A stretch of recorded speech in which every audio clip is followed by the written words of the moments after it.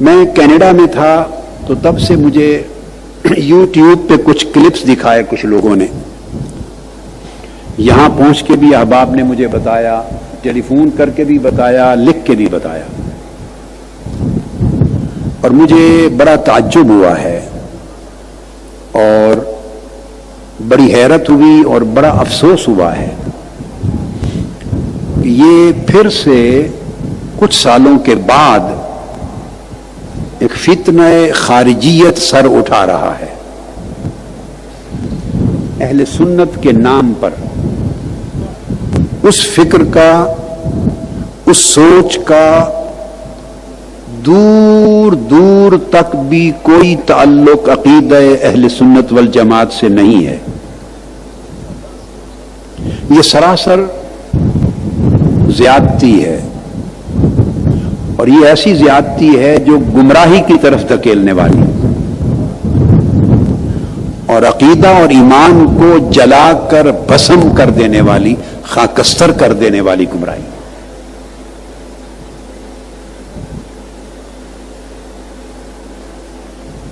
اب اس موضوع کو شروع کرنے سے قبل مجھے علم ہے کہ یہ بعد ازاں ملینز کے حساب سے لوگ سنیں گے. لوگوں کے عقیدے کی اصلاح ہوگی، اور جن کے عقیدے الحمدللہ تعالی پہلے سے درست ہیں وہ مضبوط و مستحکم ہوں گے، اور جن کے عقیدے میں تھوڑا سا ابہام ہے، تشکیک ہے، وہ کنفیوزڈ ہیں، ان کو کلیئرٹی ملے گی، صحت ملے گی، ان کے عقیدے میں شفافیت آئے گی. اللہ پاک انہیں صراط مستقیم بتائے گا، دکھائے گا، اور ہمیشہ یہ کام آئے گی یہ گفتگو.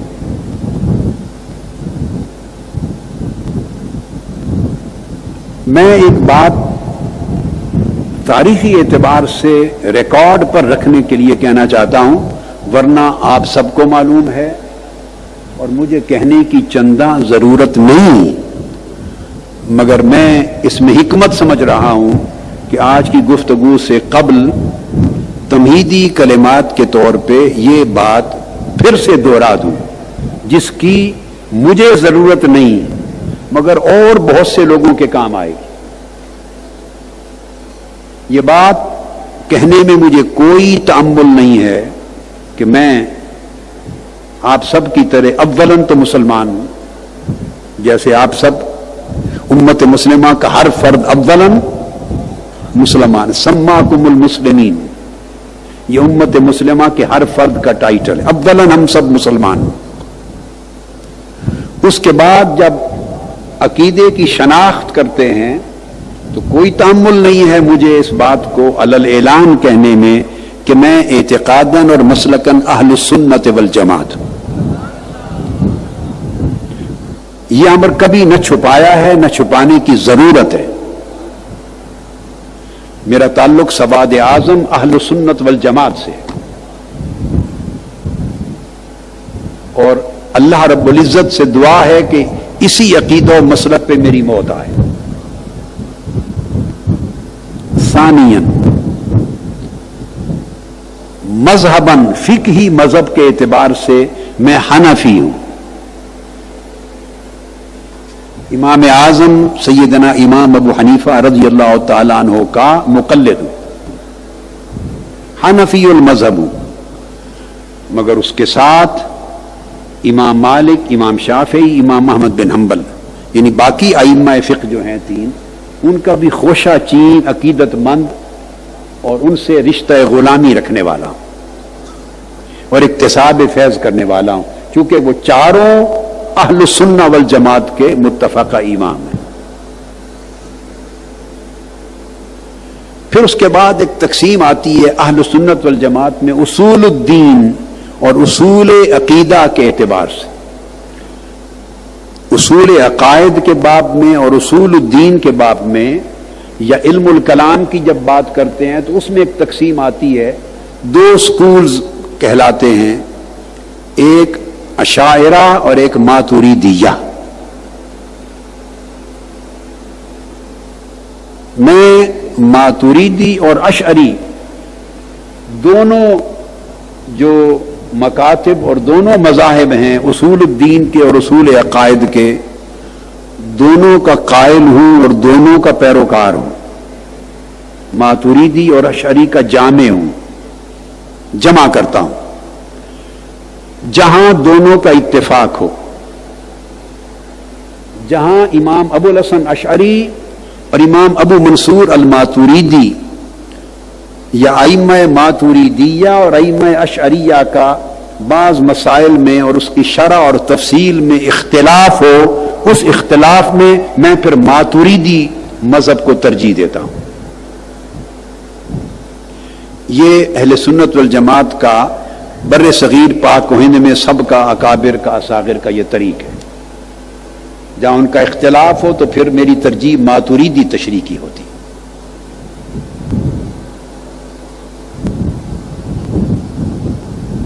طریقتاً میں قادری ہوں، حضور سیدنا غوث العظم غوث الثقلین شیخ عبد القادر جیلانی رضی اللہ تعالیٰ عنہ کے غلاموں میں سے ہوں، اور میرے شیخ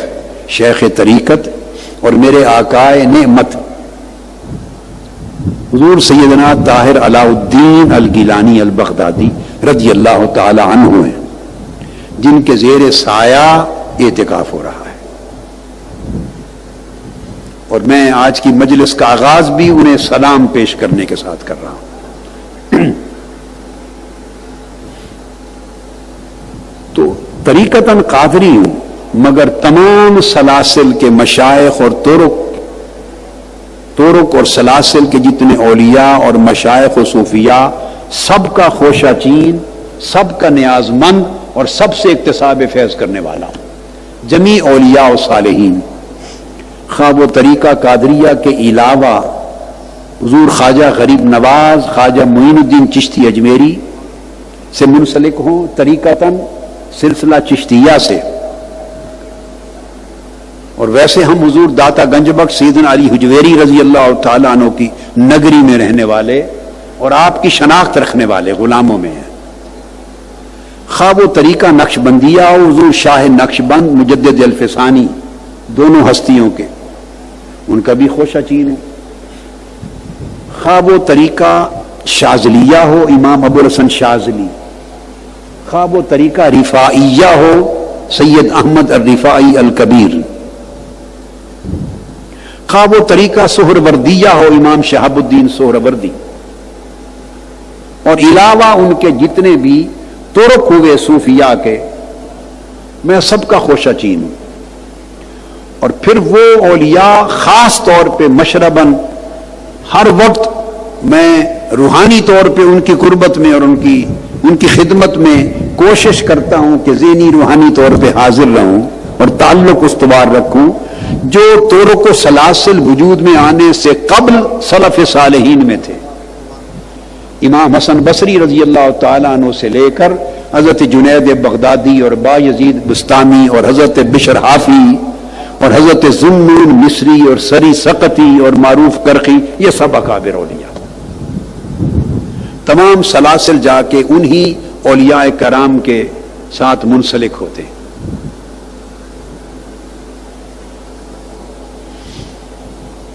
یہ میں نے اس لیے کہا کہ آگے آنے والی باتیں وہ اس مسلک و مشرب کے مطابق، یہ بھی یاد رکھ لیں کہ عقیدے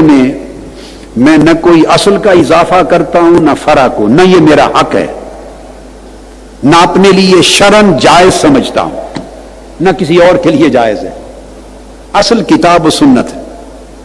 اور پھر پیروکار ہوں ان ائمہ کا جن کا میں نے ذکر کیا، ائمہ اہل سنت، ماتوریدیہ، اشاعرہ، محدثین، فقہا، مجتہدین، وہ اکابر ائمہ اور اسلاف جنہوں نے وضع کیے اصول دین، اصول عقائد، اصول تصوف، اصول فقہ، اصول معرفت، ہم ان میں سے کسی سے کٹتے نہیں ہیں۔ یہ جو فتنہ اس وقت بپا ہے، یہ آپ ذہن میں رکھ لیں، 1200-1300 سال کی پوری اسلامی تاریخ میں کسی مکتب فکر کا بھی یہ نقطہ نظر نہیں رہا اور اہل سنہ والجماعت کے اعتقاد کی عقیدہ کی کتابوں کو اگر آپ کھنگالیں تو کسی کتاب میں اس فتنے کے لیے کوئی سند نہیں ملے گی.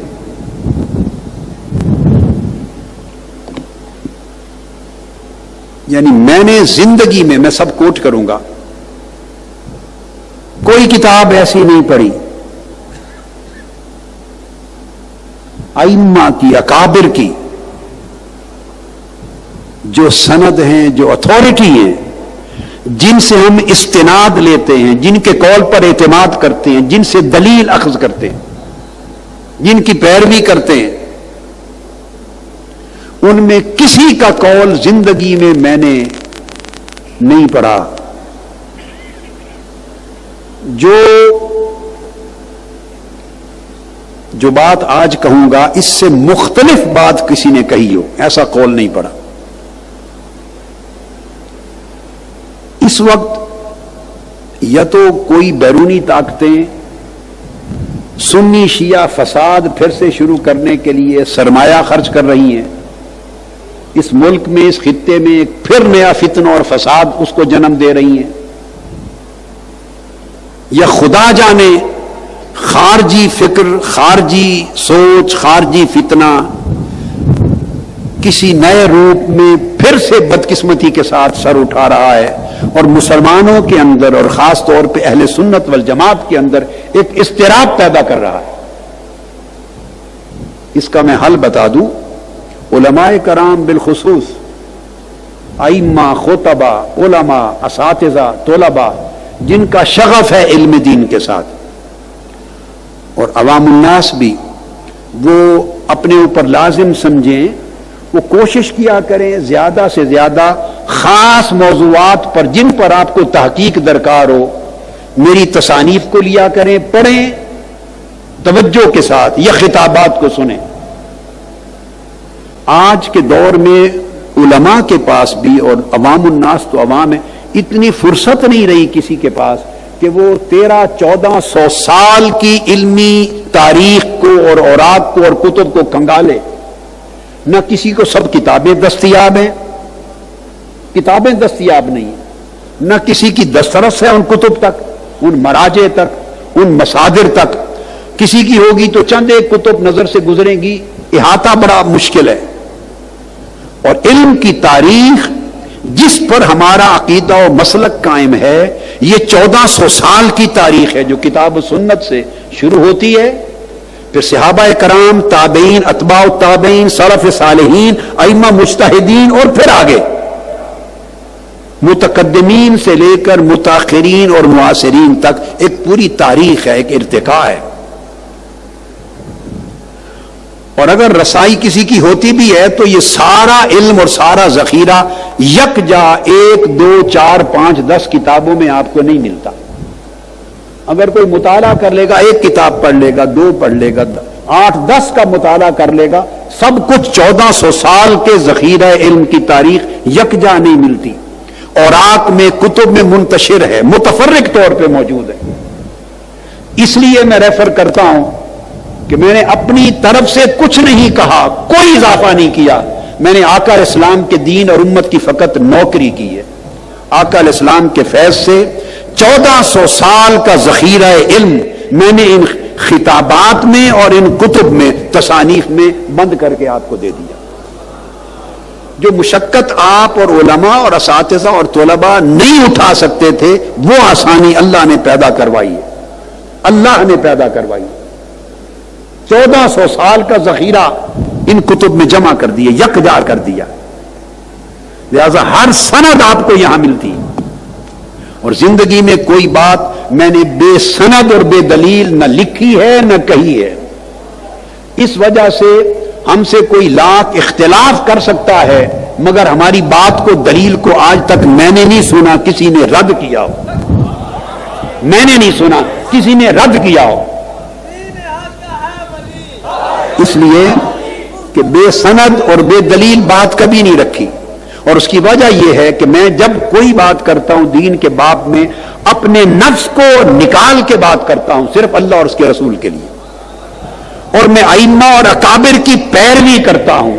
انہی سے دلیل لاتا ہوں، انہی سے استنباط کرتا ہوں، انہی سے استخراج کرتا ہوں، انہی کا قول لیتا ہوں، اسی پر اعتماد کرتا ہوں، اپنی طرف سے کوئی نئی بات، اس کا اضافہ دین میں فتنہ سمجھتا ہوں نہیں کرتا۔ اسلوب ہر دور کے مطابق پھر اللہ ہر ایک کو عطا کرتا ہے، دلائل کی لڑی پرونا اللہ عطا کرتا ہے، ان کو یکجا کرنا یہ اللہ کی توفیق ہوتی ہے۔ اس لیے میری نصیحت ہے کہ آپ کی مشکلات علمی طور پہ ختم ہو جائیں گی اگر عادت بنا لیں، جس موضوع پہ تشویش ہو، تشکیک ہو، اس موضوع پہ کتاب اٹھا لیں، خطاب اٹھا لیں۔ اس وقت دیکھیے آپ کو معلوم ہے کہ آج کے اس دن تک 1000 تصانیف کتب جو میں نے لکھی اللہ کی توفیق سے اور آقا علیہ السلام کے نالین پاک کے تصدق سے، ان 1000 تصانیف میں سے 550 سے 650 تک وہ کتب چھپ چکی ہیں، اویلیبل ہیں، دستیاب ہیں آپ کو۔ 550 550 سے اوپر 650 کے قریب وہ طبع ہو چکی ہیں، کتب دستیاب ہیں، اور 8-9 ہزار موضوعات پر خطابات دستیاب ہیں۔ میرا نہیں خیال کہ کسی موضوع میں کوئی اشکال اور ابہام آپ کا بچ جائے گا اگر یہ عادت اپنا لیں۔ یہ چند ابتدائی کلمات تمہیدی تھے اور یہ کلمہ نصیحت تھا جو میں نے بڑی عاجزی کے ساتھ اس لیے کیا کہ میں نے آقا علیہ السلام کی امت کی یہ نوکری اسی نیت کے ساتھ کی ہے کہ جو مشکل کام، مشقت کا کام ہر ایک کے بس میں نہیں تھا، اللہ پاک نے اگر کروا دیا تو اس سے فائدہ اٹھائے۔